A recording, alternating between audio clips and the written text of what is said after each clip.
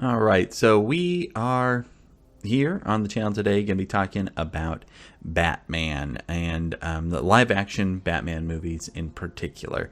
And instead of just sitting around and just talking at you, I figured we'd also play through one of my favorite Super Nintendo games, Batman Returns, based on one of the movies we'll end up talking about today. I don't think I'm really going to end up rating the movies. But just kind of giving my general thoughts on them and just kind of whatever else pops into my mind. I'm going to try to keep it fresh. This may be the third time that I'm having to play all the way through this game to make sure we have what we need. But you know what? I'm happy to do it because I really do like playing this game. This game is a beat 'em up, so lots of punching clowns and everything. All right, well, let's just kind of skip all this. This is just the text crawl telling you the story, what's going on in the game about how the Penguin is bad, but he's only bad because he got abandoned by his parents in the beginning. But actually, is he just bad because of that? Because he does eat a cat when he's a baby. I don't know. Anyway, let's just get into it. We are going to be putting it on, though at this point I probably could play it on a harder difficulty. We'll stay on normal, sure. But we are still going to give ourselves 7 lives. The last two times I played it and recorded it, I played on easy. And at this point, we're more practiced. So, yeah. Oh, okay. Start. All right. So the first Batman movie we're going to talk about is Batman 1966, starring Adam West and Burt Ward as Batman and as Robin. You also have... Batman goes up against 4 different villains in this one. So even from the beginning, they've had a lot of villains in these movies. And he goes against Joker, Riddler, Penguin, and Catwoman. Great iconic performances from all of those guys because of, their work on the TV show and everything.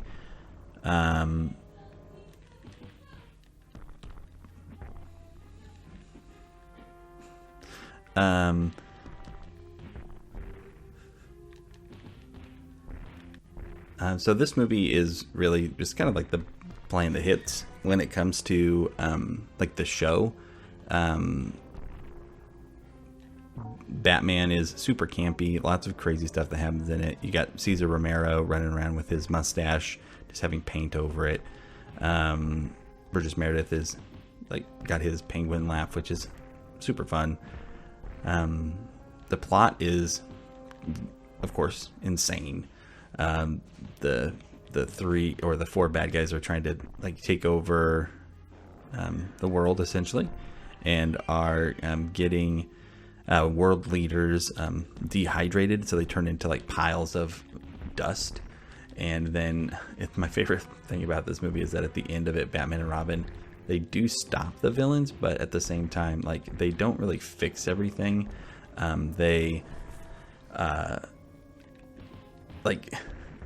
Everybody's dust, right? At one point, all the world leaders are dust, and they accidentally get all mixed together, and they try to get them separated, but then at the end, everybody's speaking different languages and everything, and so it's it didn't actually work. So Batman and Robin saved everybody, everyone's alive, but they didn't fix the problems, and so it's I just think that's pretty funny. There's some pretty iconic moments in this movie. You get Batman getting attacked by the shark and using shark repellent, which really does, set the tone. It's not a surprise. And then that shark ends up being a robot also, and so it explodes when it hits the water. But it's not the only sea life that explodes in the movie. Batman and Robin get stuck out on a buoy at one point, and they're going to get killed by a missile that...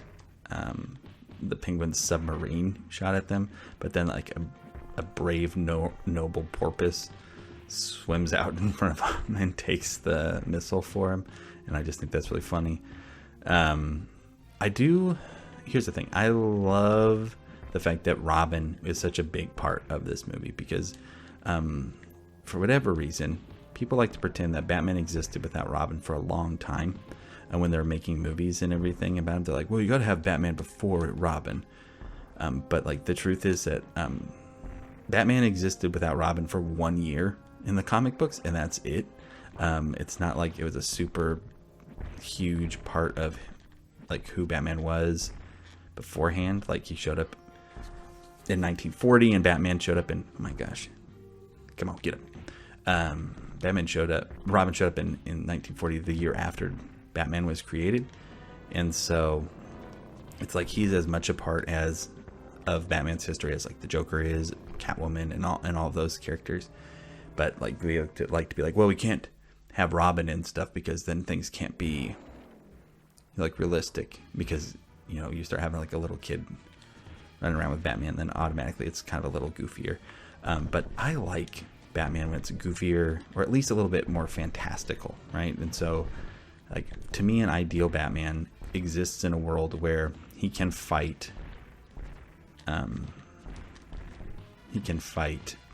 bad guys like Mr. Freeze and Clayface. Those are the big ones. Like that's my barometer. Like, is it realistic for those characters to show up? And I don't know if we've had a Batman where that could actually happen in a long time. And I look forward to the day we can get there again. Like, it's easy to get discouraged, like if you don't like a current interpretation, of a character or like a series. But at the way that things come out nowadays, it's just kind of like, well, just wait in the version that you like will show up. And I have no doubt that eventually we'll swing back, the pendulum will swing back again, and we'll go from being the super serious versions of Batman that we've had recently to back to, you know, something a little more fun. And yeah, because remember, just because it's not the one you like right now, it doesn't mean that, oh gosh, you did a little extra jump there. Just because it's not the one you like right now doesn't mean that, you know, the old ones don't exist. And, you know, Batman's not going anywhere. So we're going to have plenty of Batman. All right, there's first level. That was the first movie. Batman 1989 with Michael Keaton and Jack Nicholson as the Joker, Kim Basinger as Vicky Vale, is probably my favorite movie ever made. Like, every once in a while I will kind of think something else has crept up there. So like Paddington, right? Paddington 2, great movie. It's definitely my top 5. But then I'll put in Tim Burton's Batman again and I'll watch it, and it's just too tied in with me growing up. It was like the first CD that I chose to go and get and go and buy at the store was the score for that movie. And it's just so good. It's the CD that I listened to when I learned how to drive. The movie is just like a part of like who I am at this point. And so like every time I put it in, I'll watch it and I'm like, yep, I guess that's probably still my favorite one. Is it perfect? Oh, well, of course not. But I mean, I like it. Flaws and all. I love Jack Nicholson as the Joker. That he's not like completely crazy, but he is still crazy. He really is like comic books Joker, at least from the era, right? It's like now comic books Jokers are a lot more, I don't know, a lot more like Heath Ledger. Things are like super planned out, super like deranged. But like Joker in this one, like he totally doesn't get what he wants all the time. His plans don't always work. Batman actually shows up and stops him, which is nice. I don't like, kind of tired of that trope of like the villain is always in control. They never can like have to overcome anything, right? They never have to try to improvise or whatever.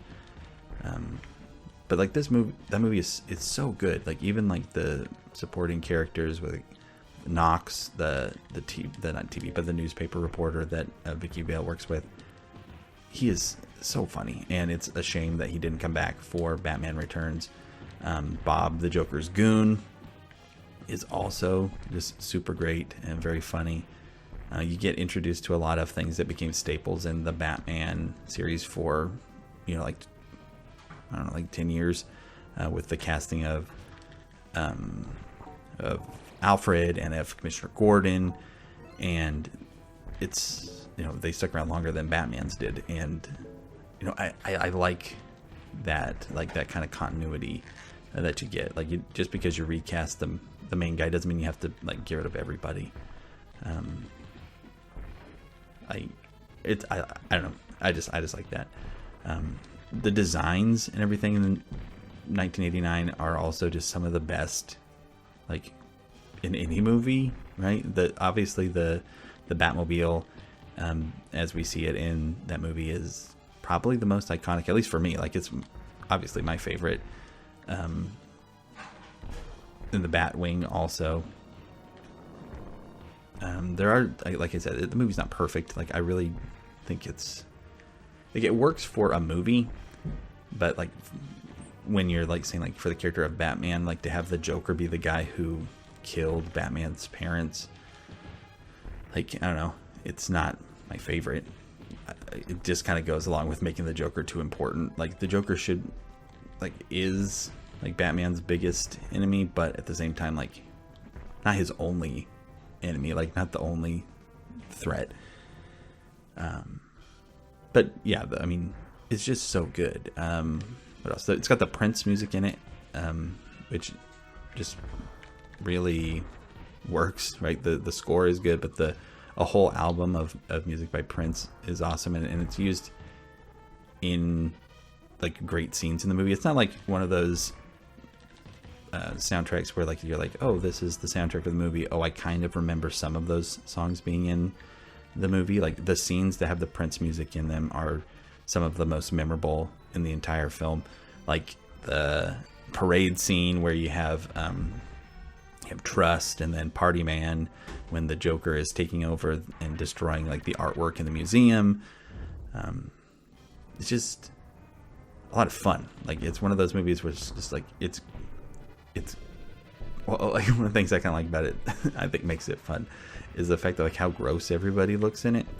Like, even, like, the main characters, like, they're obviously wearing makeup, but it's not just to, like, make them look better or good. Like, they don't. Like, a lot of people, like, they have, like, over exaggerated, like, pimples and everything all over their face, and the bags under their eyes have bags underneath them too, and they're just, like, red bloodshot eyes. Like, the criminals at the beginning of the movie are just, I don't know, super gross looking.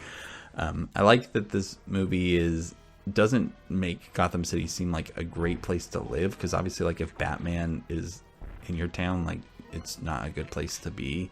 But I like that at the end of the movie, it's, like, hopeful, right? It's hopeful that, like, things will be better. And so, I mean, I'm, like, of the mind where it's like, if a movie is depressing, at least give me a little bit of hope at the end. I guess not always, right? Like, there's movies that are just sad, and that's okay too. But that movie is great. I'm trying to think if there's anything else I want to make sure to hit on with that one. I've had this conversation with you guys already, and so I don't know if I've said everything I want to make sure and say. Let's see what else happens in the movie. Oh, like, I do like getting the Joker's definitive origins. I mean, it's also great, you know, in The Dark Knight, where you don't know for sure what happened to him. Like, it plays into the different versions of the character.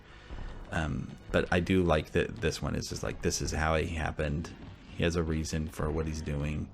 And he, like, almost accomplishes his goal, and then it just seems like he's going to go and, like, retire, essentially. And so, like, I just think that that's great. The climb up the cathedral, like, the fight up there, there's a guy that Batman fights that when I was a kid, I always thought he looked like Bill Cosby, but like a big muscular version of Bill Cosby. He doesn't really, but he just kind of looked like him to me. But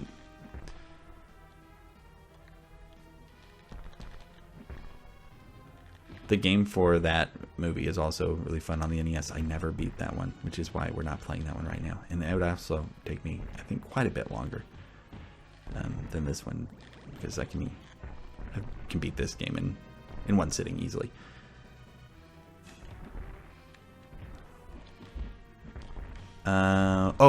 Definitely want to mention Billy D. Williams, so Lando Calrissian as Harvey Dent. It's too bad that he didn't get a chance to actually be Two-Face, even though now, like, he has had different opportunities to play Two-Face. Like, there's a comic book series that is like Batman 1989, been like continuing the story of the Tim Burton Batmans, but in comic book form. And so in that, he has become Two-Face. And then he is also the voice of Two-Face in the Lego Batman movie. And so yeah, he's gotten some chances. I do like, I like in these old side-scrolling games where like this guy that Batman fights for 2 seconds in the movie, oh gosh, is like a big boss in the game. But like really Batman, all he does to beat this guy, and I don't think that was a fair hit, but okay. Or that one, like he's definitely lower than me. Okay. Like Batman beats this guy in the movie just by like putting a thing of dynamite in his pants, and then he blows up. That's also something that, you know, is not my favorite about the Tim Burton movies, is that Batman like kills people, just straight up kills people. Like he drives through a chemical plant and just drops bombs and just kills a bunch of the Joker's goons and uses machine guns and everything. So I mean, that's not my favorite, but I don't know, it doesn't take me out of it. It's not like, I don't know, you're never going to get perfect adaptation of the character, unless of course we're talking about the animated series, in which case it will be perfect. There we go. But Batman 1989, it's my favorite one easily. Some of them are pretty close, but then again, I like all the Batman movies. So that takes us down to, from 1989, go to 1992 with Batman Returns, which is what we're playing right now. You're kind of getting a little, I don't know, story. You're getting a little story recap on that one just by going through this. This movie is known for being gross, right? So the pendulum kind of swings, right? It goes from family friendly to dark and gritty and over sexualized and all of these things. And that's where this Batman Returns is. I love this movie. It's one of my favorite, like, non-traditional Christmas movies. It's got Danny DeVito as a penguin. It's got Michelle Pfeiffer as Catwoman. And then most importantly, like in the movie villain wise, it has Christopher Walken as Max Schreck, which is not a character that, at least to my knowledge, was in the comics. But he is really the most evil person in the movie. And very clearly just modeled after Donald Trump. Even to the point where like he's got like his son that is just dumb and everything. And this movie is just full of lines that like are only funny to like me and my friends because we've heard them a million times. Like this is one of those movies that you'd go over to your friend's house and we'd just put this movie on and we'd just run and we'd kind of watch it while we hung out. But like now, for me, it's like one that I want to watch quite a bit. There are times I like to watch it even more than like the 1989 Batman movie. This again has a great soundtrack and is on my like in my Christmas playlist because it's just moody but has like enough of those kind of Christmassy sounds to it where it feels like it fits. Here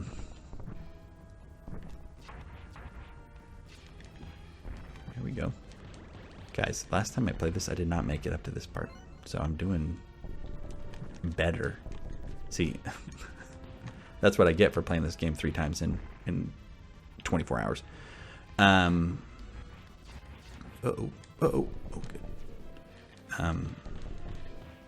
But yeah, Danny DeVito is gross, and this movie, again, was known for just like how it should not have been marketed to kids, and it was very heavily marketed to kids, and it kind of led towards like a being more careful in what was pushed as like children's entertainment, because like there were Happy Meal toys for this movie and everything. And if you've seen this movie and you know some of the lines and everything that are in it, you're like, well, why are they trying to get like 5-year-olds to go see this thing?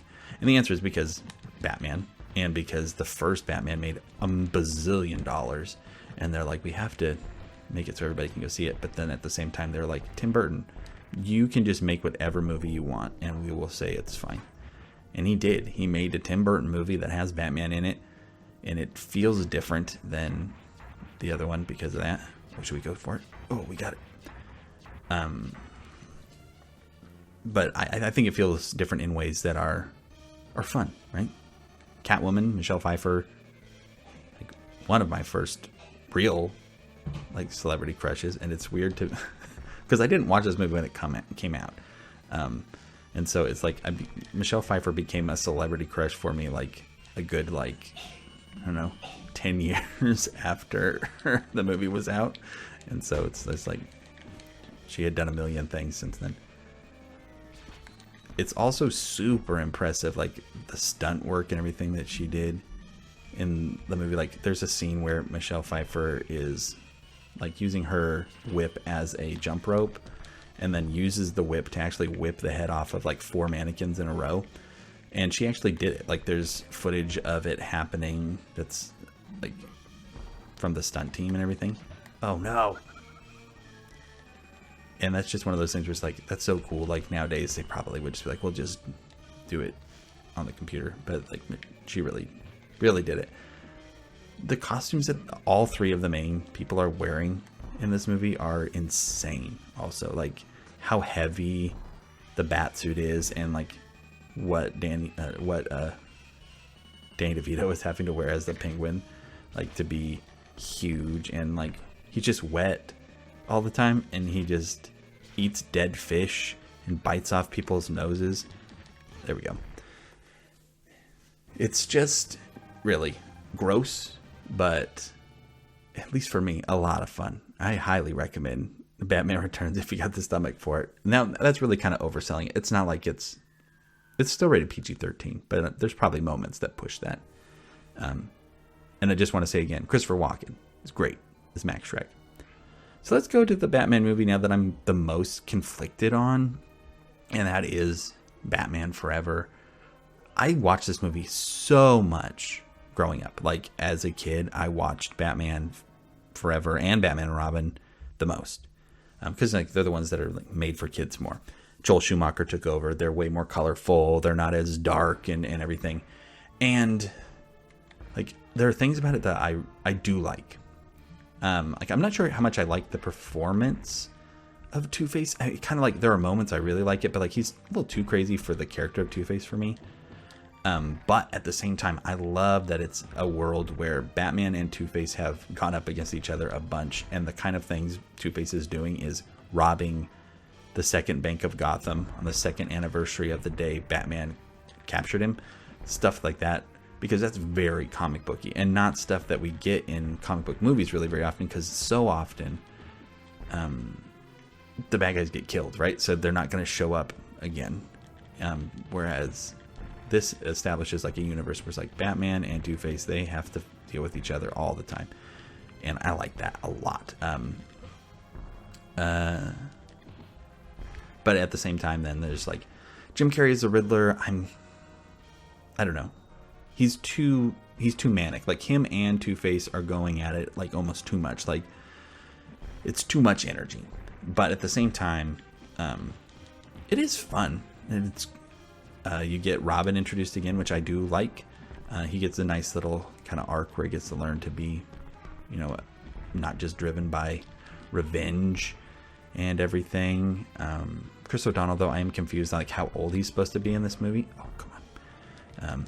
Because like he looks like a college student at least, and so in that way it's like, well, why does this college student need to get adopted when his parents got killed? I mean, like it's nice that Bruce Wayne wants to step in, but he's like taking in this kid as like an adoption case. And he's like, he's got nowhere else to go, and it's like, well, he's an adult, right? And also, why doesn't he just go and live with the circus people? Anyway, he's fine. Like Chris O'Donnell's fine. The bat suits are fine. Obviously, like some people have issues with the fact that like they put nipples on the bat suit. But like Joel Schumacher talks about it, and he's like I was just trying to design like the perfect human body, the perfect male body, like statues and stuff. And he's like, and the statues all have nipples on them. It's like I didn't even think twice about it. And so you hear that, and you're like, well, I can understand his thinking, but at the same time, it's like, yeah. But like the suits do look pretty cool, especially his suit at the end. The Batman suit at the end of the movie is very good.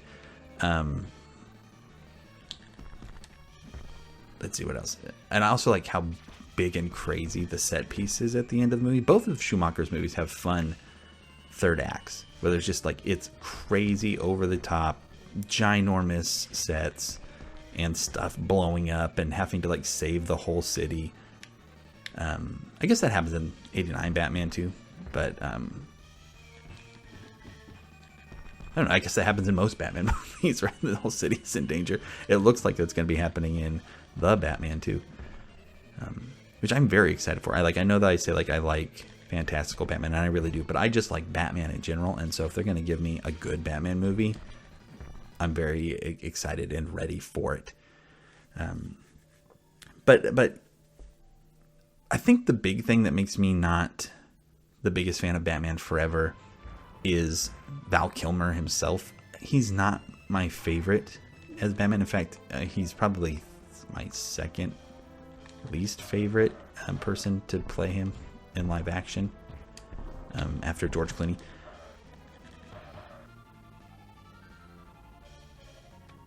Whoa, what? Okay, and so in easy mode, the one does not go on the bottom. Alright, so it's always fun to see like how they actually change things up. Like obviously I'm taking more damage. Yeah. But that's another thing that's different. He feels like he's moving faster.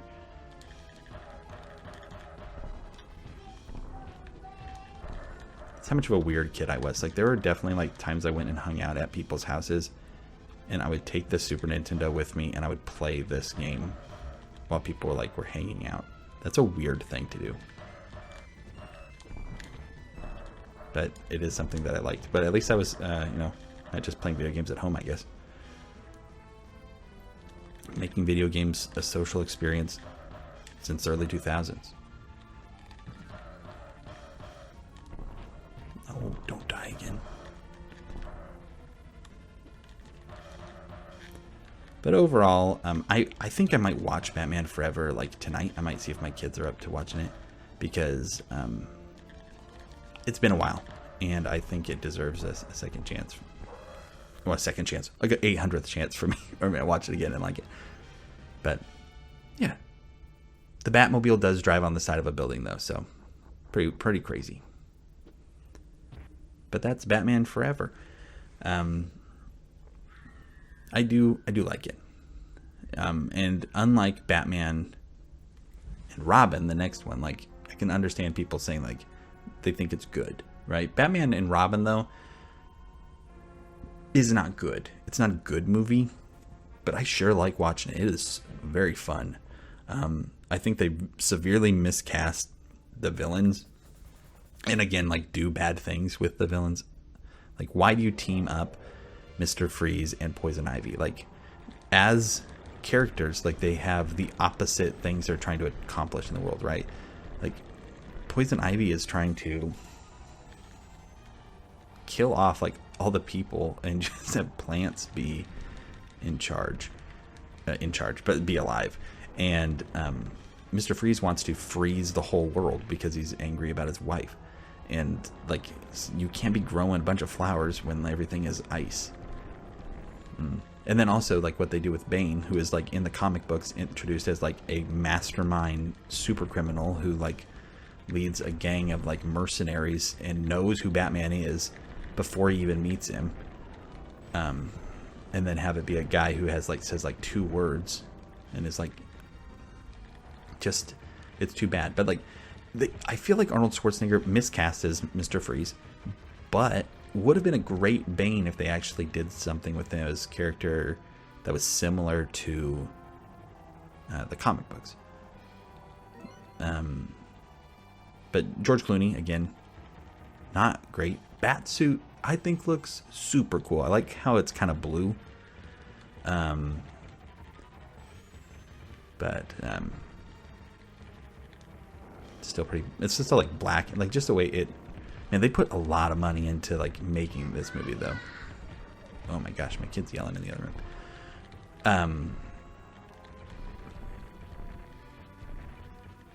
Oh, you also get Batgirl, something I didn't even mention last time. Alicia Silverstone as Batgirl, who instead of being Commissioner Gordon's daughter is Alfred's niece, which is another weird change to make. But whatever. I mean, the movie's dumb fun and has been like countlessly and eternally memed at this point. And there were definitely times when I was a kid when I would watch that movie like 4 times in one day. My poor mother put up with that. But yeah, I don't know how annoying it is to hear these buttons pushing. But it's not too loud for you. What else happens in Batman and Robin? I don't know, like I mentioned before, great set pieces like the end of it, like where the whole city is frozen and they're trying to stop that from happening and fix it. It's just fun. Good banter. Good, I guess, is questionable. Banter. And a million different toys, or costumes and vehicles to be made into toys. So, Batman and Robin, it's fun to watch, and I will always watch it with people, but just not very good. And it's the reason why, you know, the pendulum swings the other way. We made it back to family friendly, and now we're going back to realistic and gritty. And then we end up with the Christopher Nolan Batman series. And so you get Batman Begins, which is, again, super good. Probably my favorite out of the Christopher Nolan trilogy. It's got, like, it's more grounded. Like, it's probably the most grounded, at least so far. I mean, to say any of this is realistic is like a guy's put on a bat suit and flying with a cape that is essentially magic across rooftops and everything. But you get lots of villains in this that are fun to see. And by that a lot, I mean, you get Scarecrow and Ra's al Ghul. And then there's also like Carmine Falcone, which, so you get some of that mob boss stuff that is that early Batman stuff. Unfortunately, again, without Robin.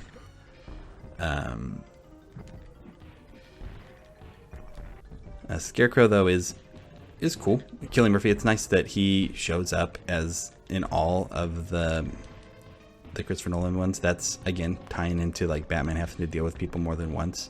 The ending of this movie is also really cool with like all the train stuff in the Narrows, which is like the slums of Gotham. Just a lot of the knife just bounces off. It's funny. It's a lot of, you know, I don't know what I was gonna say. Like exciting things happen, but it is a slow burn of a movie. Like you get a lot of stuff before Batman shows up. Like literally the first shot of Batman and Robin, there's Batman. He's there. Batman Begins. It's a long time until Batman shows up. Goodness, I deserve that one. But I think it's worth it because when he does show up, it's super awesome. Oh gosh.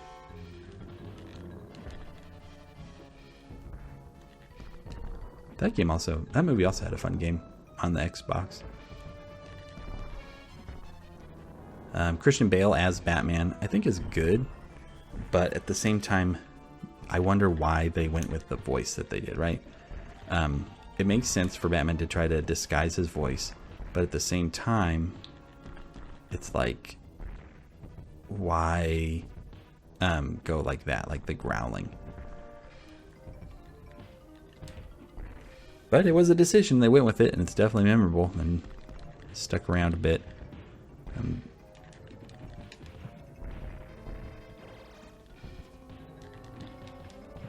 Oh gosh.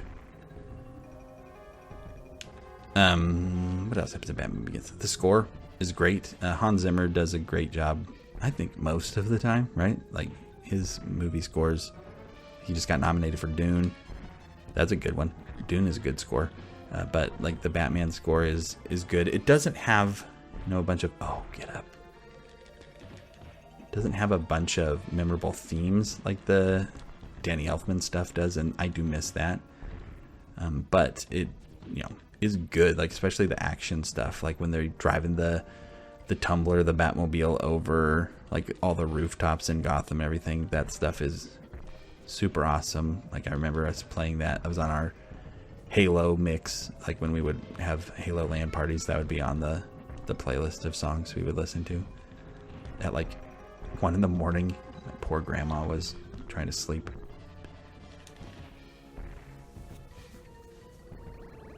Ra's al Ghul with Liam Neeson is good. as well. Like that's kind of a nice little twist, and then that all plays out the way that it does. And then Batman gets to play his like, I'm morally superior to you because I don't kill people, but really, then he's like, but even though I do kind of kill you, Ra's al Ghul, he's like, and kill everybody in like the League of Shadows temple.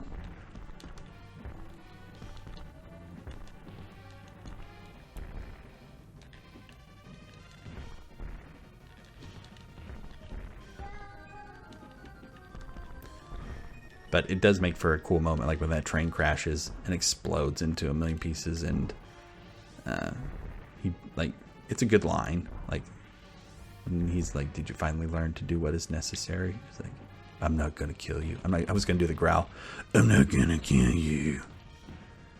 It's like, "But I don't have to save you." It's like, "Okay, dude, but that's just still doesn't feel great." Like comic book Batman animated series, Batman would have saved him. Batman animated series, Batman saves Joker all the time. And then people would be like, well, isn't he responsible then for all the deaths that Joker causes? It's like, well, no, because it's not real. And I want, like, right, aren't we supposed to try to be inspired by these guys? Aren't comic book heroes supposed to inspire us to be better? So anyway, Batman Begins is good, and I, again, might need to watch that one too. Okay. So we're on the last level. I got 2 more movies. Oh, we're not going to talk really about Ben Affleck Batman because he didn't really have his own movie, which is too bad. Ben Affleck really wasn't my favorite as Batman. He's got some cool action scenes, but again, I'm just not a fan of how Zack Snyder does the character. I guess I'm okay if Batman kills people and it's in a fantastical world, like with the Tim Burton stuff, but not so much if it's trying to be realistic. So, but anyway, Dark Knight and Dark Knight Rises. We'll just talk about those together. They're good, right? Dark Knight made like all the money in the whole world. I was very excited when that movie was coming out. I went and saw I Am Legend in the IMAX theater so I could see the first scene of that movie early, and totally worth it.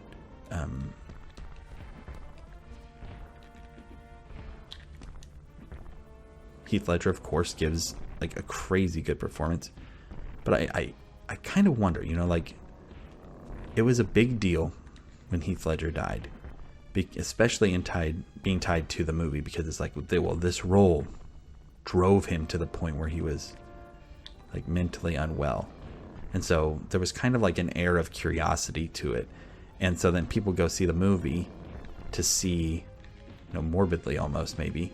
I'm not saying this is why everybody went to see the movie, but maybe there were some people who went and saw this movie because of that. And then it turned out like, oh, and also the movie's just really good. And again, like everything that becomes popular, unfortunately, it just gets completely, I don't know, tarnished is wrong, but like perverted is also probably taking it too far. But like, just, I don't know, kind of dirtied by how it is portrayed in pop culture and like memes and everything, and like who latches onto it. Like the Joker becomes this, I don't know, weird symbol for a certain group of people to like latch onto and be like, he's right. And it's like, we're not really supposed to feel like the Joker's right. Like, in fact, the movie is all like, literally Batman looks at the Joker and says, you're wrong, even though the Joker kind of wins, because Harvey Dent does turn bad, which is what he was trying to do. Another thing that's great about this movie is Two-Face. It's completely the opposite of how Two-Face stuff ends up working out in Batman Forever, where Batman is not going to be fighting that Two-Face again, because he's dead.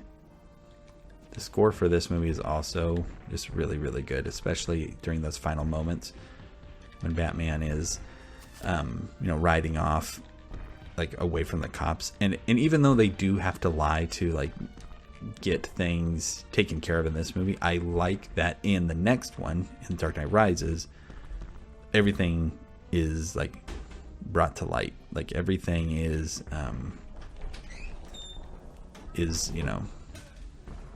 not a secret anymore. Like there's no there's no question as to like whether or not what they did was wrong or how they went about it was wrong. And well, I guess there's a question about this, like should they have done it, like did more good come out of it than bad? I know a lot of people don't like the idea of Batman like taking a break for as long as he does between the movies, but it doesn't bother me. Like, it's the story of those movies. It's not every Batman's got to be the Batman that has all these adventures. But then again, it's kind of like I was saying in my Star Wars video, my Star Wars Visions video, where it's like it does get rid of like the possibility of things. It's like Christian Bale Batman now could have not fought anybody else because we've just heard that he has been retired this whole time. And so like that's kind of disappointing and not fun. Like, it's fun to have possibilities and fun to have the idea that he could have run into Mr. Freeze and could have, you know, done all these things. I'm trying to think who else shows up in, or what else happens in that. Yeah, but Dark Knight's just super good. And Dark Knight Rises, I think, works as like an ending to the story, right? It ties back nice to the beginning, like in Batman Begins. And at the same time, it really is dealing with the consequences of what happened in the second one. Overall, just really good. And Tom Hardy as Bane is just a lot of fun. Closer, for sure, to what is in the comics. Even though, you know, it's not perfect. Talia al Ghul is a bit of a disappointment as like the last bad guy that he has to deal with, but you know, that's right.